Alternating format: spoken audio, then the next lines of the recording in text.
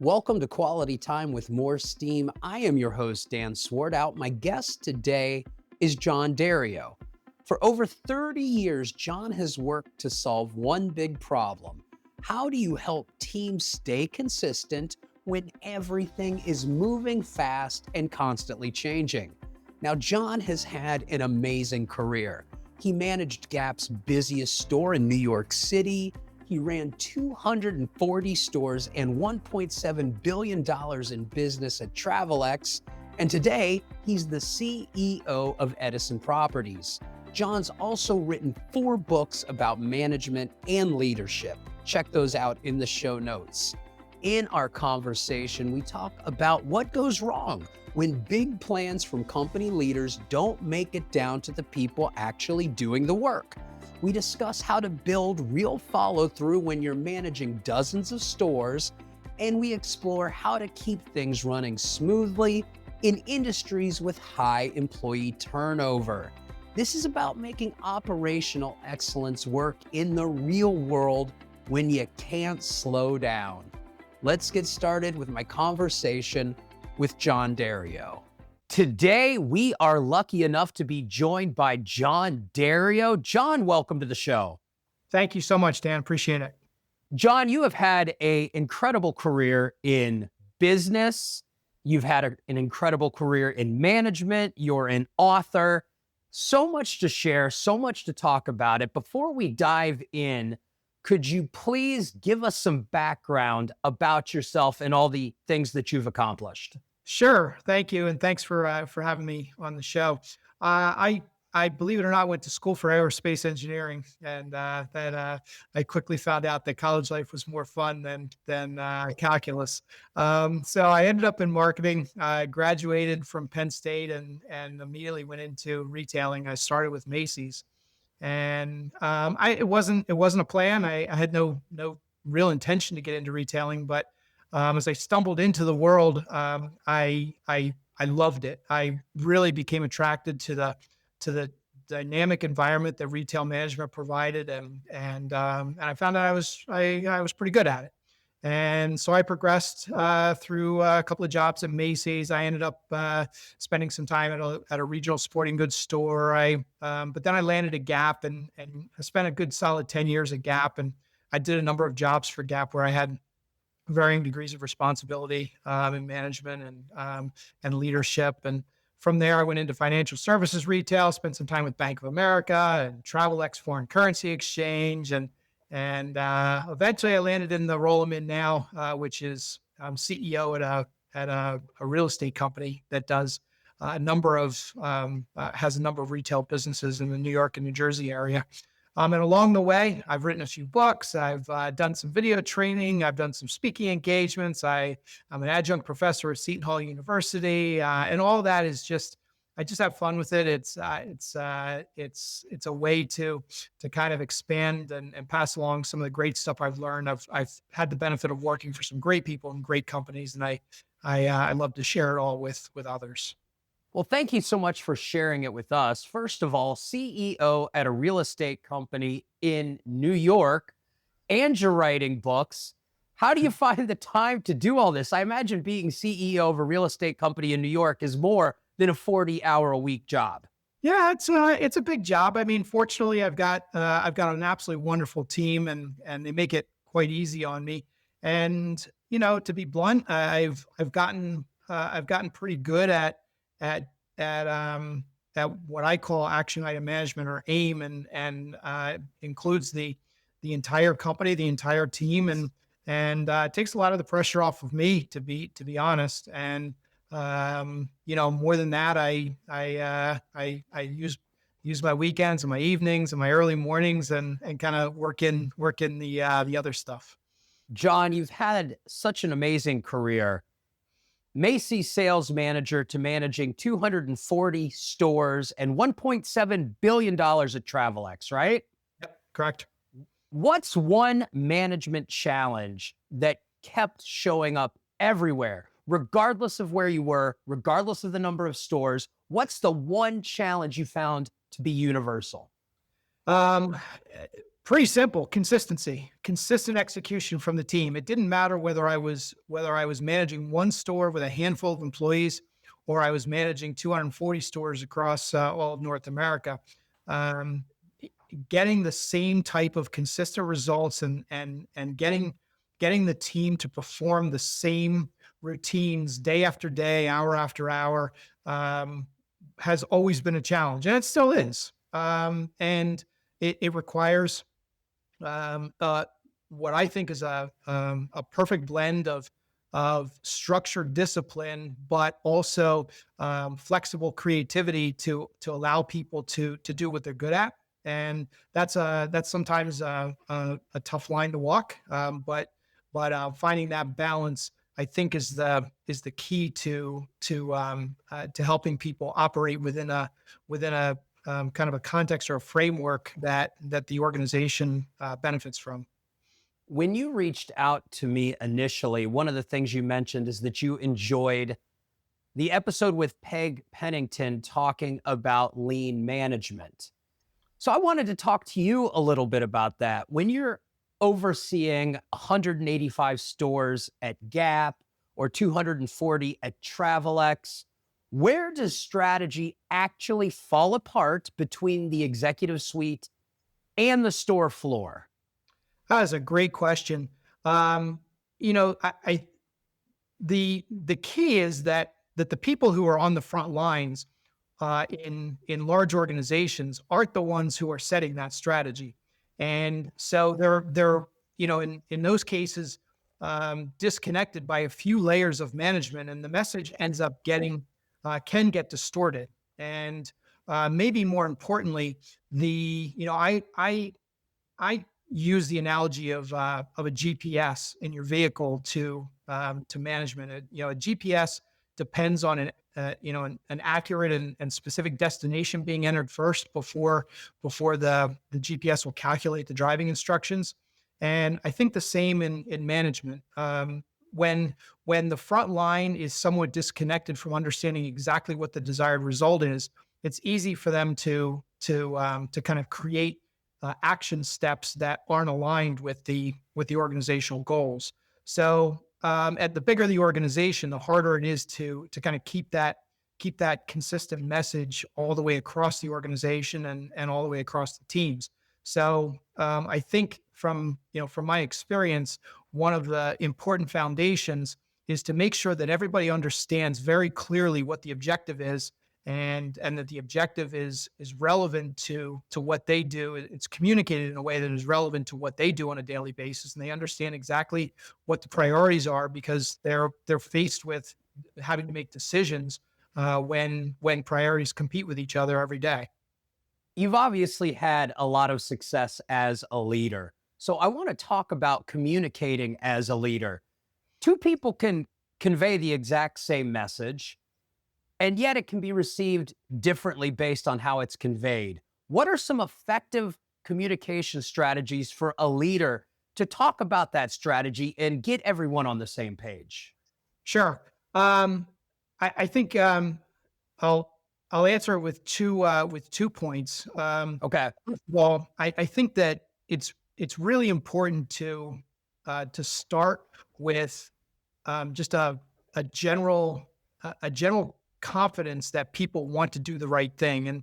And as a leader, if you trust that people want to be successful and they want to do the right thing, it can I think it immediately puts a different spin and a different tone on how you communicate. So the words you use and the facial expressions you use and the message you send is going to end up being more supportive and more coaching than critical. And I think it's highly effective to come across as a supportive, helpful leader than to come across as a judgmental, critical leader. And so that starting with that idea that people want to be successful and it's our job as a manager or leader to help them is really important.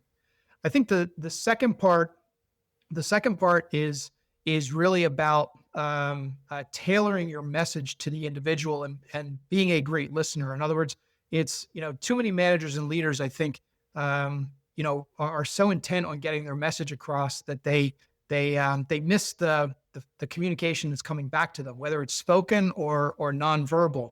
And that, missing the communication that's coming back to you can be a real problem. You can really get yourself into some sticky wickets if you're missing the little facial expression that indicates an employee doesn't really understand what you're saying, or they don't buy into what you're saying.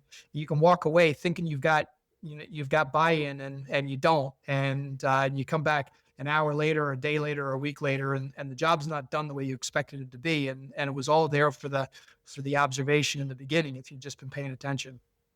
We've talked a lot about on the show recently, we've talked about humility in leadership. And one of the things I've thought about, and I haven't had the opportunity to ask anyone this until now, being humble as a leader, having humility as a leader.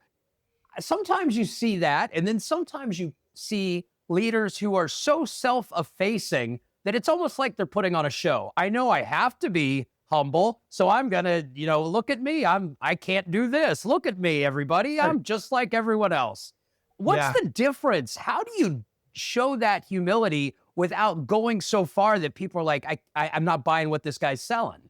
Boy, I love that question, Dan. That is a phenomenal question. And I think you echo a point that the author Jim Collins writes about in some of his books. That the idea of I think a level 5 leader, he terms it, and the humility that a level 5 leader shows. I think it comes down to just being genuine. Humans are really good at picking up on other humans who aren't genuine. And I think the phenomenon that you're talking about, where a leader is kind of going through the motions of pretending to be humble, it ends up being you end up talking down to employees. A lot of times what it ends up coming across as is, I'm a strategic thinker, so I don't know how to do your little peon job. And that ends up being more detrimental than just being genuine. And so I think, look, if there's no need to be self-effacing when you actually can do the job. You're not getting any extra credit for that.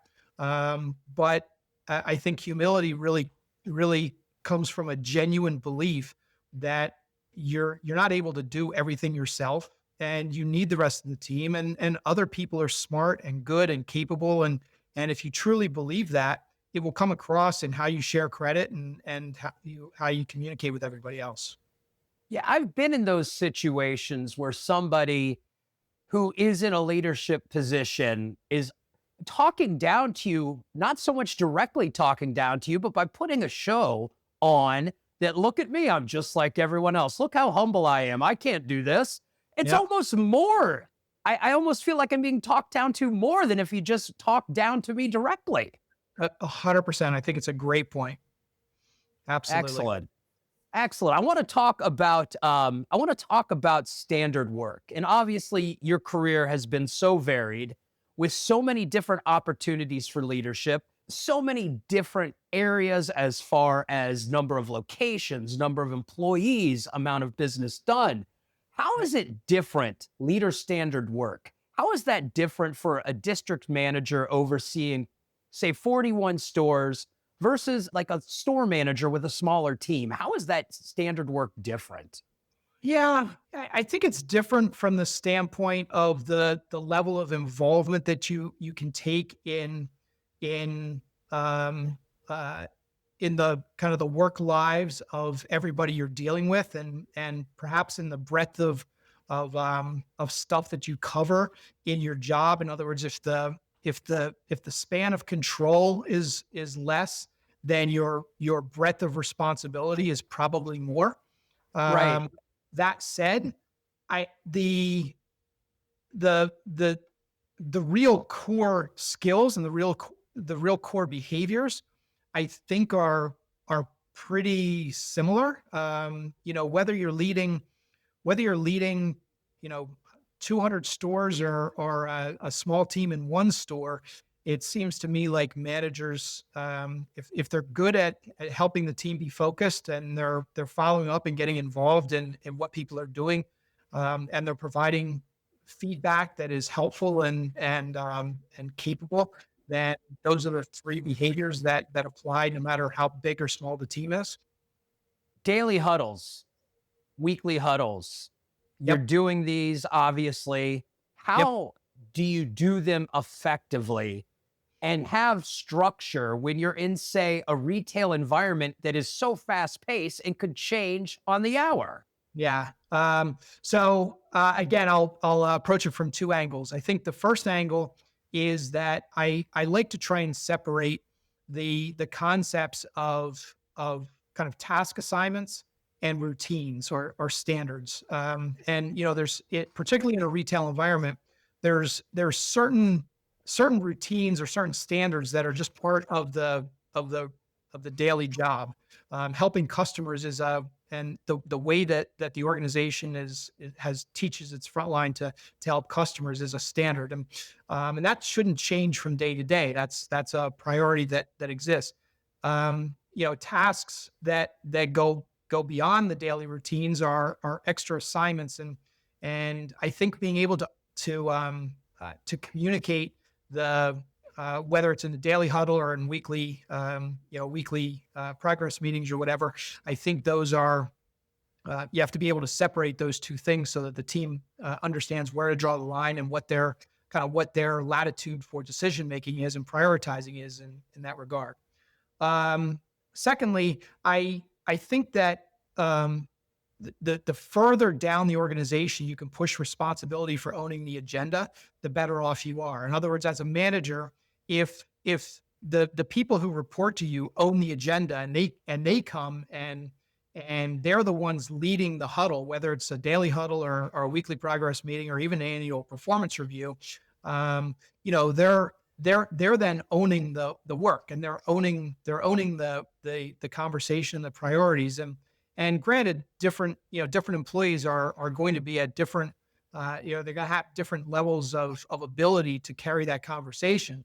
And as the supervisor, you reserve the right to kind of weigh in and add things to the end and so on. But people learn when they own the agenda that they actually have to own the agenda. And not only is it a responsibility that they'll learn to take and get better at over time, but they'll appreciate the being treated like an adult, and they'll rise to the occasion.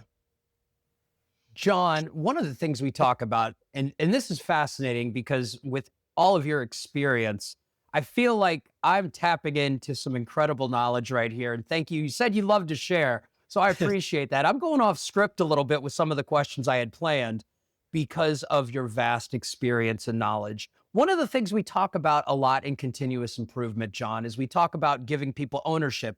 And you just mentioned that as far as the further down the organization, you can push ownership of the agenda. You want to give people ownership of decision making, that they have the opportunity to try things, to experiment. Sometimes those things are going to work well. Sometimes those things are going to fail. Right. How do you deal as an effective leader with still giving somebody the permission to continue to try things, knowing that sometimes they will fail? How do you, as a leader, deal with that individual and talk to them when something they've done has failed? Yeah, another great question. First of all, I am a very strong believer in if you want your organization to deliver sustainable results over time, and you want people to be engaged, you have to give them a safe environment to operate within. And safe environment means it has to be safe for them to fail. It has to be safe for them to ask questions. It has to be safe for them to disagree. It has to be safe for them to make mistakes. Right. So and it in order for that to be the case, as a leader, you have to start off by accepting that it's going to be the case and not blaming people. And again, I think it comes back to that core belief that people really want to be successful. If you believe that people want to be successful, when somebody makes a mistake and something doesn't work out, you can't blame them. You can't punish them for that. as a manager, you have to take accountability for it and help them get through it. I also think that, I'm an avid reader, and one of the books that hit me early in my career was a book called 1 Minute Manager Meets the Monkey. And it was the follow-up to the classic 1 Minute Manager. And I think the message in that book was the idea of pushing responsibility to lower parts of the organization, but making sure that there's a check-in system such that people are not left to kind of swim in the deep end unless they actually know how to swim. And so I believe we do have a responsibility, while we should let people try things, and we should let people fail. We don't want to let people flounder. And there's some I think onus on us as leaders to once we let somebody go, or we give them some freedom to try things, to be available, to answer questions, to be, to kind of offer our suggestions when it's clear they need a little bit of help, and to make it comfortable for them to come to us and help them succeed.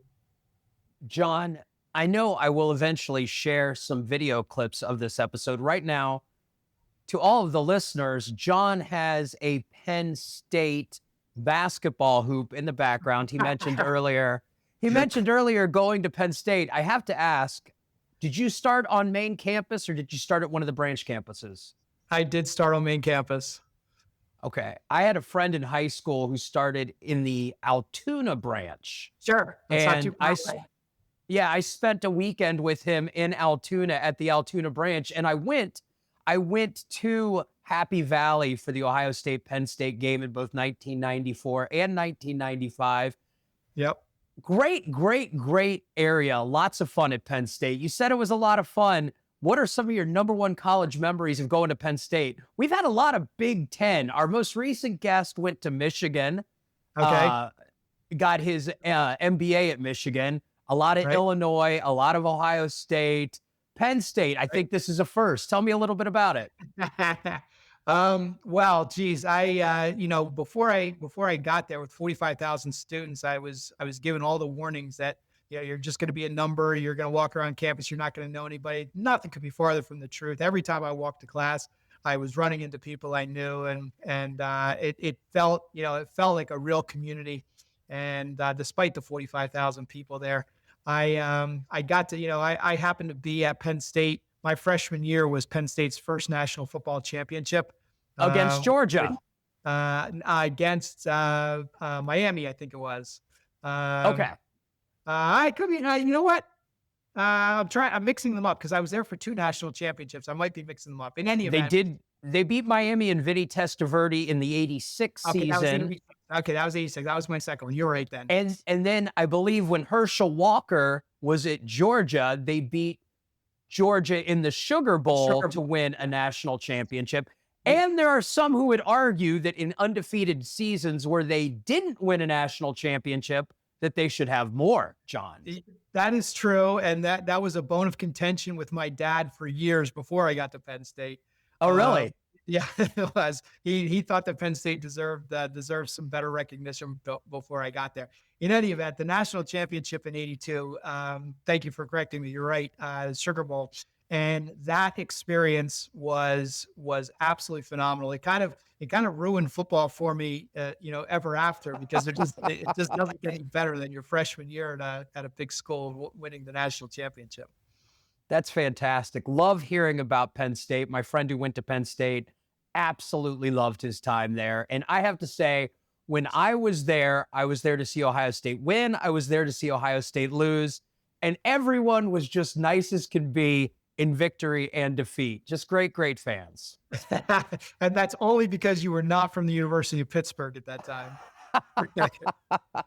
Jon, you've written a lot about the manager's core purpose. Can you discuss that a little bit? Tell us a little bit about what that means to you.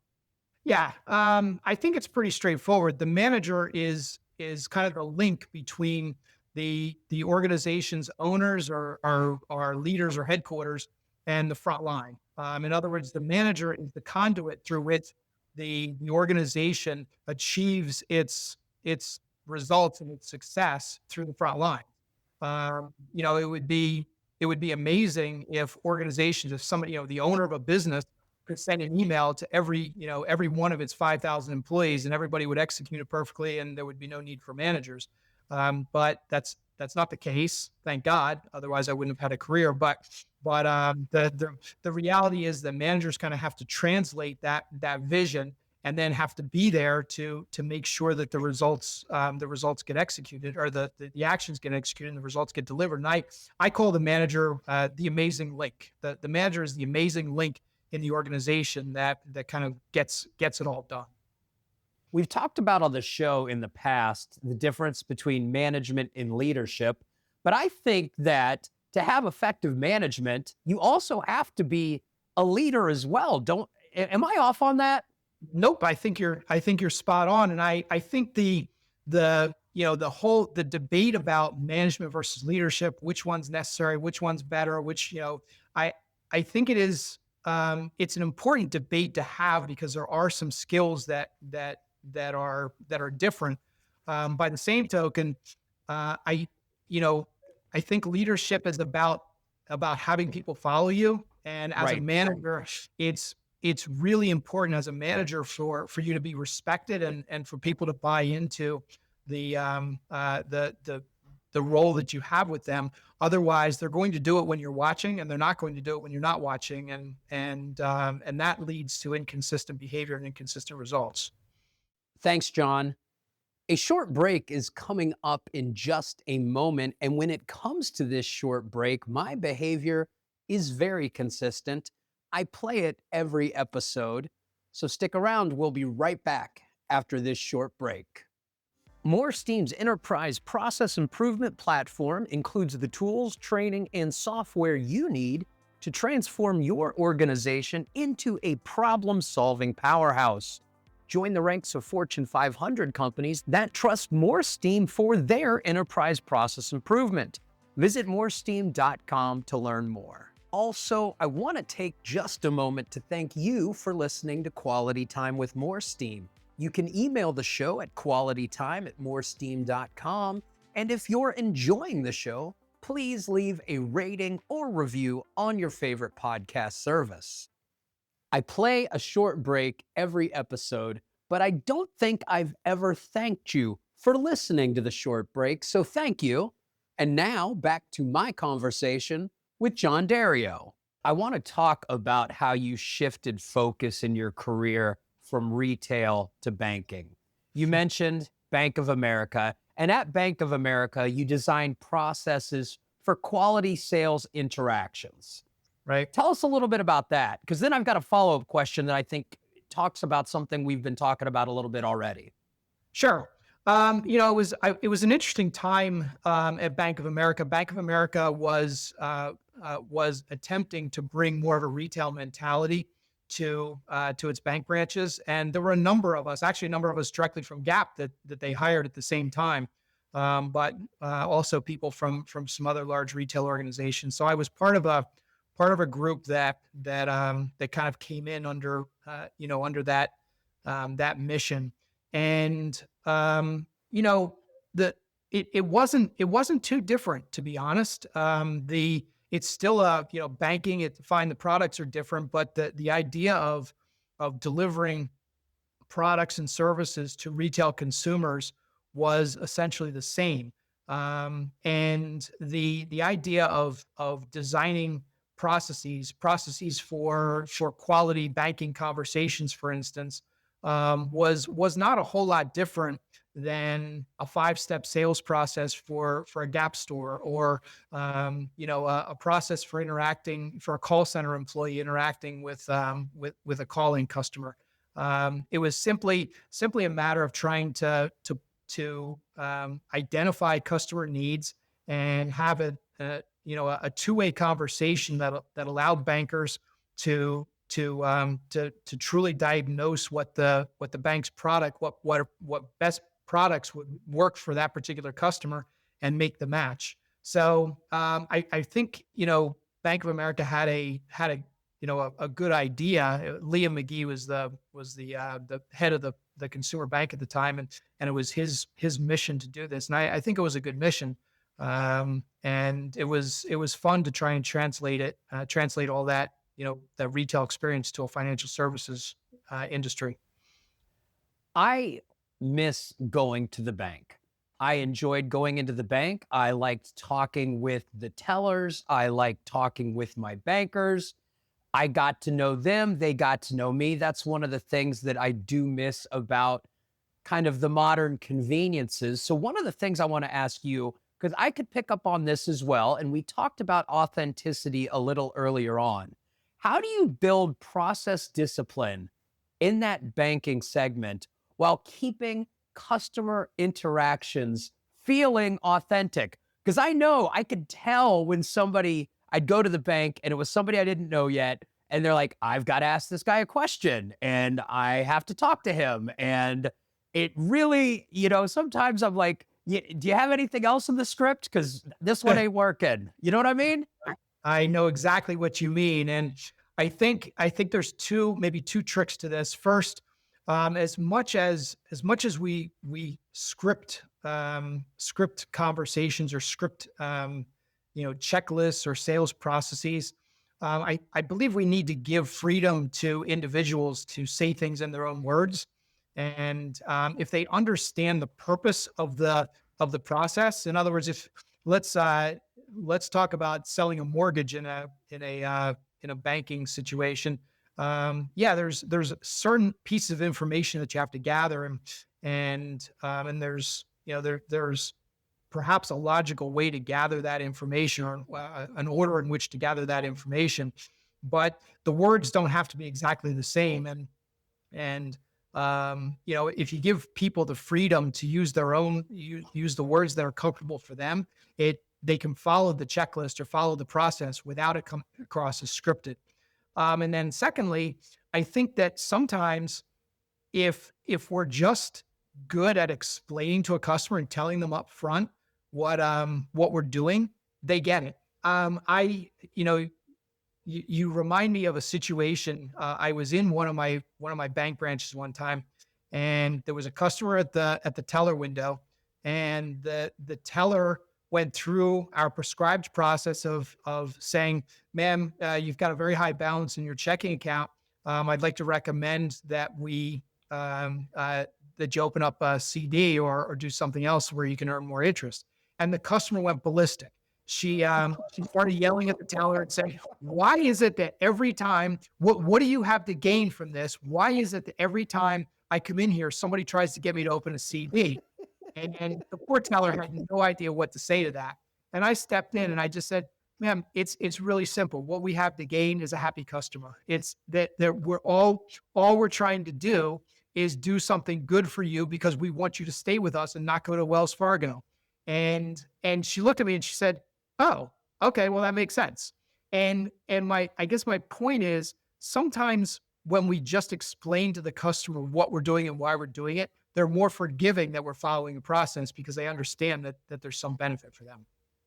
That is fascinating.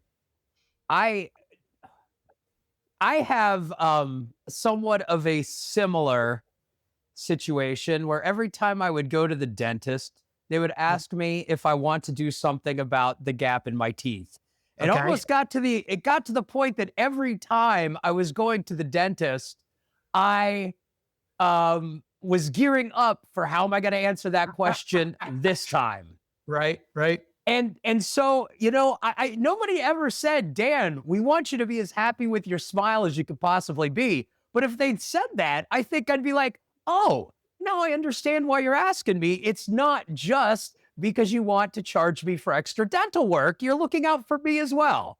100%. And you may still decide not to do it, but that's your decision. At least you're not going to get mad at them. Yep. That's a great analogy. Oh my goodness. Sticking with banking and the transition from retail to banking, as you're trying to take kind of a retail approach to banking, Yep. what was the resistance like? Because I'm sure there are people at Bank of America who said, "I've been here for a long time. We've always done it this way. You're introducing something new. I don't like it. This is scary. This won't work. I'm sure there was some resistance because people are always resistant to change. So how did you deal with that? And what kind of resistance did you find? And what were your techniques for kind of overcoming that resistance? So first of all, I've got this creepy feeling that you had a video on my entire 3-year career at Bank of America, because that was pretty much the situation the entire time. um, yeah, look, I wasn't a banker, and I definitely got the yeah, John, that's great for Gap, but it doesn't work in banking. I got that all the time. And and I'll be honest. I mean, there were some things that I had to learn about what was different in the banking world, and there were certainly some things that didn't apply directly, and I learned along the way, and I had to be open. I had to be open to that, and my approach was always, oh, okay, well, tell me what's different here. What am I missing? And I wasn't asking, in a negative way. I was asking because I truly wanted to learn. I was genuinely interested. Okay, educate me. Right. And I was open. I was open to learning, and I demonstrated that. When I didn't agree, I said, "Yeah, okay, I don't think that that's any different, and here's why." I was able to have good debates with people, and I was successful in I think achieving some really strong collaborative relationships with the majority of people that I worked with. It didn't work with everybody, and I did have some issues. I had some people that I had to move out, and I had some people that I didn't move out, but they never fully were on my team. But the majority of people, we were able to work it out, and we were able to get to a point where we leveraged each other's contributions, and it was really about, I think, me being at least open to learning all along. I would have to imagine that the situation is almost analogous to your situation with the customer. You're coming in, you're implementing a new process, new system. If you sit and explain to these individuals why you're doing this, just like you explain to the customer why you're offering the CD, I bet that helped improve their buy-in to a degree. Is that right? No doubt about it. I again, people generally, people are most people are reasonable. Most people have good intentions, and if they truly understand what you're trying to do, and they may disagree with motives, or they may disagree with some of the details, but people are generally going to try and be cooperative. People don't often like to fight and resist. But people often misunderstand each other. And if you take as much accountability for the misunderstanding, and as much accountability for the communication as you're putting on the other person, it's at least a good start to finding a win-win. Going back to your time at Old Navy, you hit Mhm. number one in rankings in sales, volume, customer conversion, big success. What were you doing differently at Old Navy?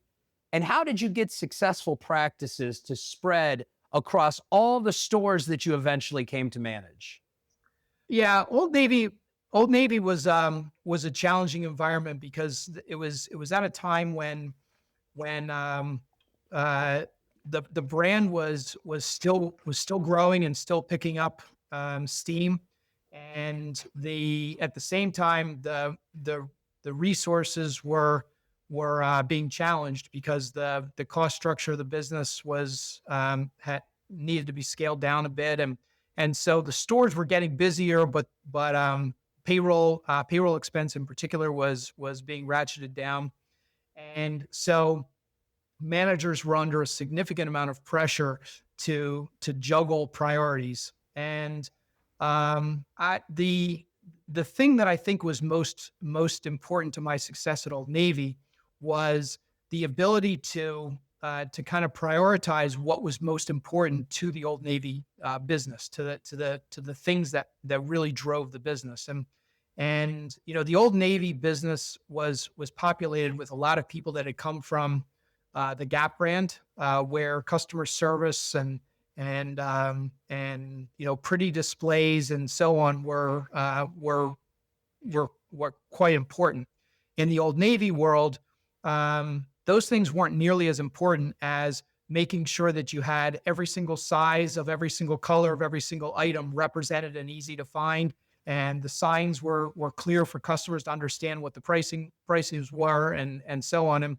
And so by kind of redefining what was real, what really were the levers that made the difference in the business metrics, and helping the team focus the energy and the limited resources on those priorities first. I think that was the primary kind of the primary reason we began to pull away from the group. You were at Old Navy at a time, I believe we talked about this on our pre-interview phone call, when their advertising throughout the country was incredibly iconic. And I think I told you on the pre-interview phone call, I can still sing a quarter century later, the Old Right. Navy performance fleece Right. jingle Right. that was everywhere. And it was a real quirky and cool advertising. What was it like working there when you had this real quirky, cool advertising presence that tons of people were talking about? It was really a store that was on the forefront of people's minds, people talking about it. So what was that like working there when you're almost like a retail celebrity almost? Yeah, it was a proud time to be with the company. It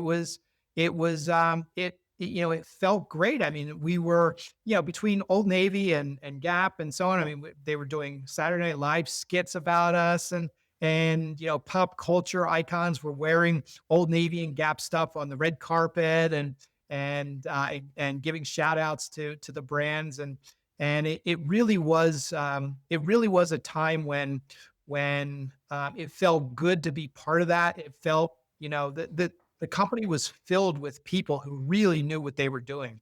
The people who worked in the stores were really good. The people who worked in headquarters were really good. The people who were leading the company were really good, and it was just a great time. We all felt proud to be part of it, and I actually just within the last 2 years have attended a couple of different reunions from those old Gap Inc. days with people who were at Old Navy and Gap, and so it's still kind of a fellowship of people from late '80s, early '90s, mid '90s that still get together and still kind of cling to how great it felt to be part of that. I have to imagine to be a part of Old Navy at that time, and then to contrast that with, say, somebody who was at, I don't know, Radio Shack in the final 5 years, Right. to be on something that's so on the ascent versus something that we're really struggling here. We're trying to get a foothold. And you guys were just clicking on all cylinders back then when it came to pop culture relevance. Yeah, it would just be a fascinating story to get you together with somebody who was maybe, they were at Atari in 1983 or something. You know what I mean? Yeah, well, I've been on the other side of it as well. I ran Really? stores. I ran stores for Herman's Sporting Goods, which was a regional sporting goods chain here in New York and New Jersey. And I was with them when they went into bankruptcy, Oh, wow. and it was the opposite. It was the opposite story. You end up in an environment where you're really struggling for every struggling to be able to order a pencil for your office, and struggling to get inventory and everything else. And it was as much as I loved my time in Herman's, and I learned a ton, and some of my really foundational experiences in retailing came from Herman's. I was there before I was at Gap, actually. But it was quite different from get up and go to work perspective. I get up and go to work at Old Navy, and I knew it was going to be hard because the business was challenging and the expectations were high and everything else. But I was totally jazzed to do it because it just felt great to be part of it. Getting up and going to work at Herman's, at least at the end, was quite a bit tougher because you knew it wasn't going anywhere good. Right. Talking about retail, turnover in retail is big. Big turnover. Lots of people cycle in and out of the environment. How do you build continuous improvement capability, standard work, those processes that work when your workforce turns over every 6 to 12 months? How do you do that, Jon? That's got to be a real challenge. It is a real challenge. It's a great question. And in my opinion, it's about building the process and putting people into the process. In other words, the processes or the actions or the success can't be individual specific or individual dependent. And while I'm a strong believer in giving people flexibility to do what they're great at, the reality is that in a retail environment with sometimes 100% turnover in a year, the routines and the regular standards have to be applicable no matter who's in the job. I think you can find enough creative freedom to give to people while still allowing them to work within the boundaries that you create for the jobs. Jon, I've got a few more questions for you. I appreciate your time. This episode's probably going a little longer than some of our others, but this has just been so fantastic. So thank you for your time. Again, I've got to ask you a question about your background. And again, I will share some video clips because this has been amazing.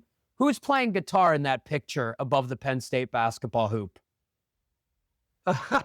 That's Tom Petty, and that picture is a pen drawing from my son Jake. No kidding. Nope. He knows that Tom Petty is one of my favorite all-time artists, and he drew that for me. It is a fantastic likeness. I can't tell exactly who it is because it's so far off in the distance. Yep. But even off of the distance, I knew that was a rock and roll star playing guitar. 100%. That's right. What's your favorite Tom Petty song? Well, it's I'm gonna say Free Falling, because I know how to play that on guitar. It's not actually my favorite. It's my favorite to play myself. I grew up listening to the Hard Promises album, and the song "The Waiting" is one of my classics. Well, I will say that this episode, when it comes out, the waiting will be the hardest part for people to hear all of the fantastic knowledge that you're sharing with us, Jon. Nicely done. American Girl, that's my favorite Tom Petty song. Also a very good one. Let's talk about your books. You mentioned reading earlier. Obviously, you're also a writer. You have 4, am I right? 4 now? 4 that are out there. One's coming out in a few weeks. Okay, so first of all, tell me about the book that's coming out. Sure. The book that's coming out is called AIM. The subtitle is How Managers Get Radically Reliable Results. And this book is all about action item management. It's about how to create a foundational culture that prepares the organization for a culture of action item management. And it's about how to select the right actions that align with the organization's goals. And it's about the behaviors that managers should really embody in order to help the team execute on those actions. And I will put the information in the show notes of how you can learn more about this book, how you can get the book. Tell me a little bit about some of your past books as well. And I know people are going to be very excited about AIM. Sure. Thank you. My first book is called The Retail Management Formula. It's a kind of my initial attempt at spilling out some of the tremendous benefit I've received over the years in terms of the great people I've worked for and so on. And I guess the headline item that came out of that book was something I call the retail management pyramid. And it's a method for managers to establish pyramids of priorities, so that the entire organization is kind of aligned on what's most important, and aligned on the language they use in order to get things done, and so on. I also have a book called The Retail Leadership Profile, which is all about hiring and developing top talent in retail environments. The concepts certainly apply to any business, but it's geared towards retail environments. And then third, another one of my the book I wrote before AIM is called The Amazing Link. And I kind of alluded to it a few minutes ago. The amazing link is the role that managers play to have organizational goals executed at the front lines. I will have information about all of these books in the show notes. Thank you so much, Jon. I want to wrap up our conversation with a question about getting back to management. Of course, talking about college and music is fun, but management is fun too.